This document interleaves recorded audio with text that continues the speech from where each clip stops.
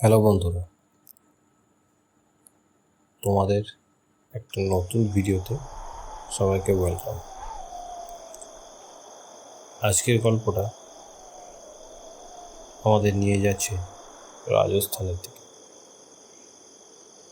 আশা করি রাজস্থান নাম শুনে তোমরা সবাই গেস করতে পারছো যে গল্পটা কোথায়। আর যদি গেস করতে না পারো তাহলে থাম্বনেল আর টাইটেল দেখে বুঝেই গেছো, কুলধারা এমন একটা গ্রাম যেই গ্রামের সমস্ত মানুষ প্রায় রাতারাতি উধাও হয়ে যায়।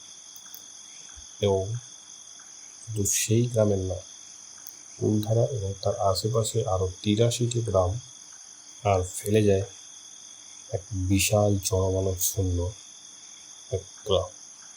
একসময়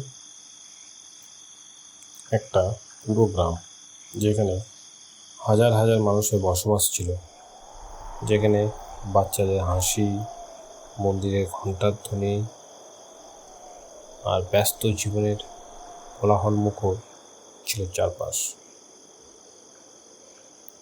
কিন্তু এক রাত, শুধু একটা রাতই বদলে দিল সমস্ত কিছু।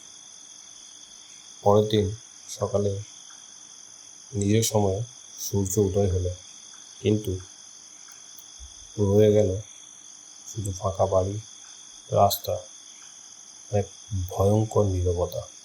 আর এটাই ভারতের সবচেয়ে রহস্যময় গ্রাম, কুলধারা। আজ জানব কী ঘটেছিল সেই রাতে, আর কেনই বা আজ এই গ্রামকে অভিশপ্ত বলে ধরা হয়। আমি অভিক চলেছি তোমাদের সামনে নিয়ে নতুন একটা গল্প। চলো শুরু করা যাক। রাজস্থানের জয়সলমের শহর থেকে প্রায় 18 কিলোমিটার দূরে অবস্থিত থর মরুভূমির মাঝখানে কুলধারা। সঠিক অনুমান করাটা যাবে না যদিও, কারণ কি এর ইতিহাস একটুখানি আবছা। আমরা তাও প্রায় আনুমানিক একটা ধরে নিয়েছি, এরা প্রায় 700 বছর আগে ওই গ্রামে পালিওয়াল ব্রাহ্মণদের বাস ছিল, আর তারাই গড়ে তুলেছিল সেই গ্রাম। তারা যে শুধু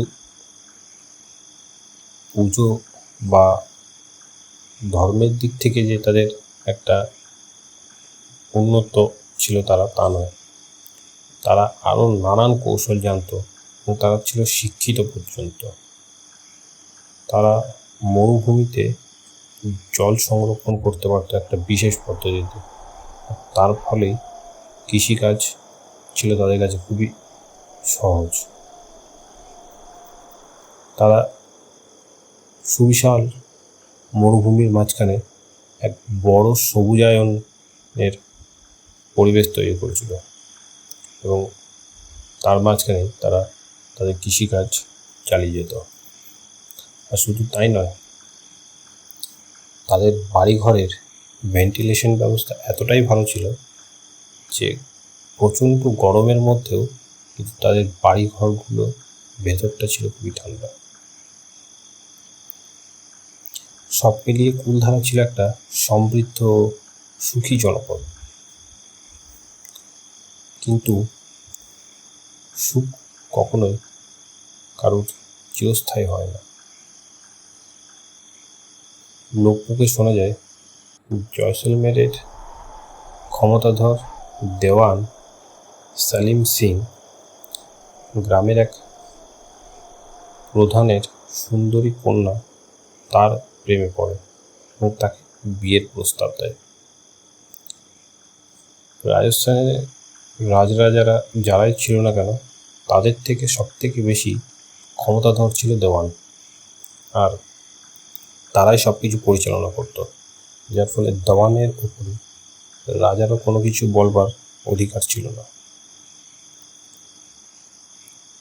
সেই সালিম সিং পুরো গ্রামকে হুমকি দিয়েছিল যে যদি প্রধানের মেয়ের সঙ্গে তার বিয়ে যদি না দেওয়া হয়, তাহলে পুরো গ্রামকে সে মেরে ফেলবে বা জ্বালিয়ে দেবে, নষ্ট করে দেবে।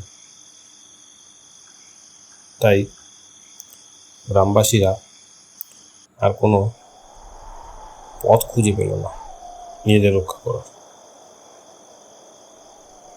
আর তাই তারা সেই গ্রাম ছাড়তে বাধ্য হয়।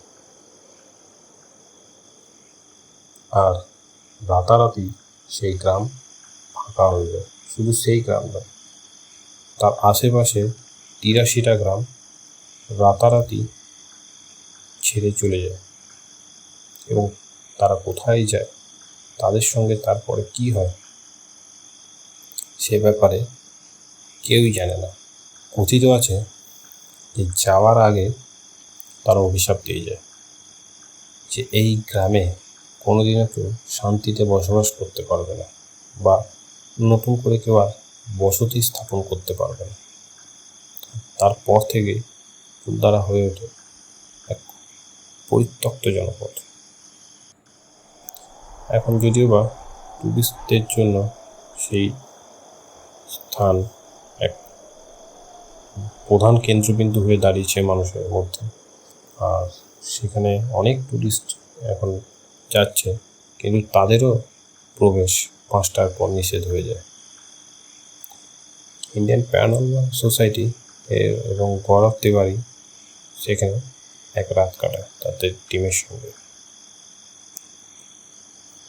এবং তাদেরই মুখ থেকে শোনা অথবা তাদের ভিডিও পেয়ে যাবেন।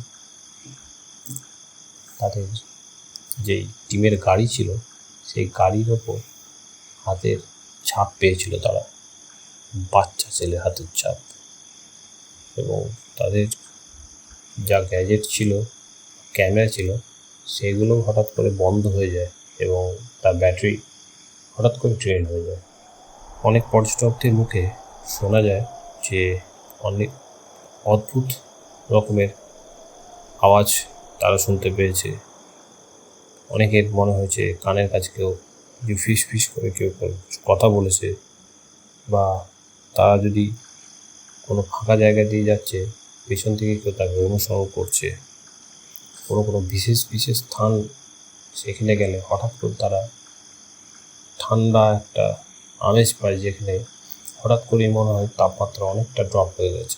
যদিও এসবের কোনো বৈজ্ঞানিক প্রমাণ পাওয়া যায় না, কিন্তু তবুও সাধারণ মানুষের মধ্যে কৌতূহল একটু বাড়িয়েই চলেছে এই কুলধারা।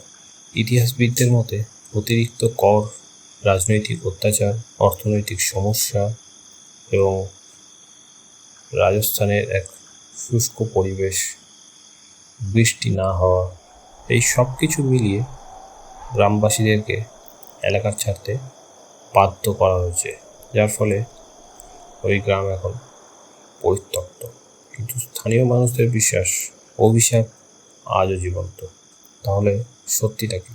এটা কি ইতিহাস, নাকি এক সত্যি অপ্রাকৃতিক কোনো শক্তির অস্তিত্ব যেটা কুলধারায় আজও রয়েছে? আর তার উত্তর আজও অজানা। আপনি কি সুযোগ পেলে কুলধারায় একটা রাত কাটাতে চাইবেন? যদি চান কমেন্টে নিশ্চয়ই লিখে জানাবেন। আর ভিডিওটা যদি ভালো লেগে থাকে লাইক করবেন, বন্ধুদের সঙ্গে শেয়ার করবেন, আর আরও রহস্যময় ইতিহাস ও অজানা গল্প জানতে চ্যানেলটাকে সাবস্ক্রাইব করবেন। আবার দেখা হবে নতুন কোনো রহস্যময়। ততক্ষণ পর্যন্ত tata, take care, goodbye. एक आदमी देखा तो उसका सिर है ही नहीं, बिल्कुल है। तो पूरा बंजर एरिया है। आज भी आप जाओ ना तो कभी कभी लोग कहते हैं कि खाने बनने की स्मेल आ रही है।